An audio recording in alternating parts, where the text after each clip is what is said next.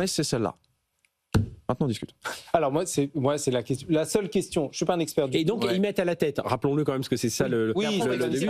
Ils mettent Stéphane Israël, qui connaît bien toutes les arcanes européennes. C'est l'élite française, je crois qu'il est ENS, ENARC, ouais. Il a été DIRCAP de Montebourg, il a travaillé évidemment chez Arianespace, passé rapidement par le BCG en effet. Donc c'est l'élite, c'est quelqu'un de hautement respectable, d'autement respecté et qui va avoir une influence évidemment parce qu'il très a un attaché à la réseau souveraineté, institutionnel, politique. Il n'est pas allé se vendre aux Américains comme on pourrait le penser. C'est indéniable que c'est un joker pour Amazon. C'est extraordinaire comme recrutement. C'est extraordinaire comme recrutement. La question, et tu as touché du doigt, c'est est-ce que quand on dépose ces données sur AWS à Berlin, s'il y a une injonction d'un juge américain de récupérer ces données, est-ce que c'est soumis au Cloud Act et que les données peuvent être récupérées par les US ou pas? C'est ça la question. Alors, il y a plusieurs réponses rapides, non.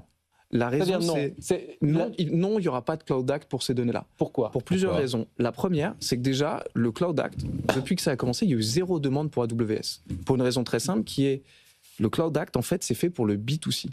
Le Cloud Act, c'est pour récupérer les données, non pas des entreprises, mais ça a été conçu à l'origine pour récupérer les données des utilisateurs des plateformes. Non, mais attends, pardon, je t'interromps. Juste un truc. Ouais. Une entreprise française qui développe un service B2C peut se retrouver dans cette situation. C'est-à-dire qu'un juge américain peut décider de récupérer les données d'un utilisateur de cette entreprise sur l'infrastructure. Mais le fait est qu'il y a eu 0 demande parce que aujourd'hui dans le Cloud Act, il y a marqué un truc, mais côté américain, pas un truc français, qui est il ne faut pas que cette demande soit en contradiction avec les lois territoriales des territoires où ça s'applique, notamment l'Europe.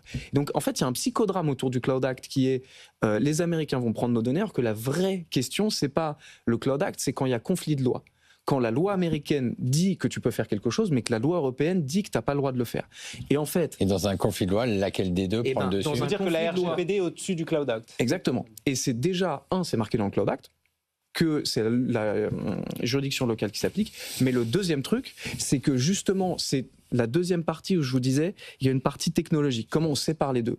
Mais il y a une partie dans leur statut qu'ils sont en train de mettre sur ECS, l'European Sovereign Act, où ils disent, il y a 4 personnes qui vont nommer les managing directors. Donc, Stéphane Israël est la personne qui est au-dessus. 3 personnes d'AWS et une personne externe. Ces personnes externes doivent être citoyens européens et doivent habiter en Europe. De même que tous les gens qui ont le moindre pouvoir pour opérer technologiquement.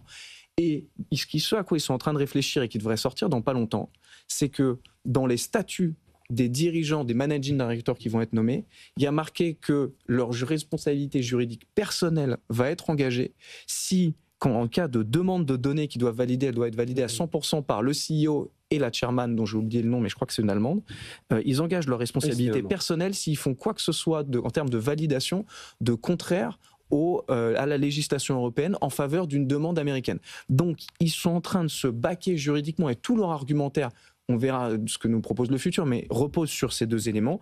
Un, c'est opérer complètement technologiquement de manière séparée d'AWS. Les Américains, leur exemple, c'est ce qu'ils garantissent aujourd'hui sur ce cloud. Ça fonctionnerait. 1. Et 2, les dirigeants sont juridiquement tellement engagés sur le fait de ne pas pouvoir faire quoi que ce soit de contraire au droit européen, personnellement, que de toute façon, ils auront les mains liées